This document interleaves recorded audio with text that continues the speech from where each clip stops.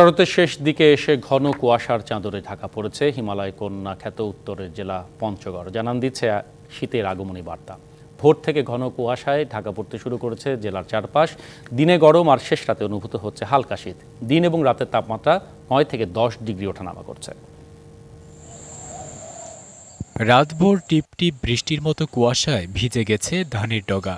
ঘাসের উপর জমে থাকা শিশির বিন্দু জানান দিচ্ছে শীতের আগমনী বার্তা।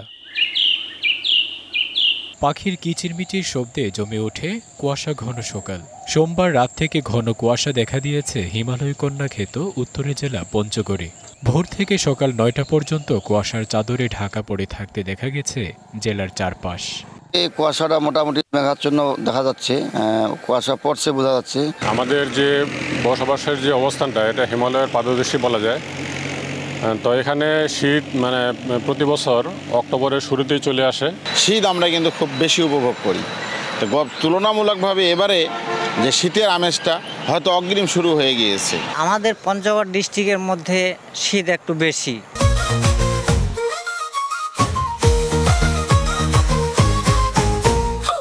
আবহাওয়া অফিস জানায় এ সময়টাতে মৌসুমি বায়ু বিদায় নিচ্ছে। এজন্যই হঠাৎ করে চারদিকে ঘন কুয়াশা দেখা দিয়েছে। এখন থেকে তেঁতুলিয়ার দিনের তাপমাত্রা ধীরে ধীরে কমতে থাকবে। শীত আসছে, আমরা আশা করছি যে সঠিকভাবে সমন্বয়ের মাধ্যমে আমরা যারা প্রকৃতভাবে শীতার্ত যারা দরিদ্র জনগোষ্ঠী যারা রয়েছে তাদের মাঝে আমরা এই শীতবস্ত্র পৌঁছে দিতে পারব। মঙ্গলবার সকালে জেলার সর্বনিম্ন তাপমাত্রা রেকর্ড করা হয় 24.3 degree Celsius. DBC news desk.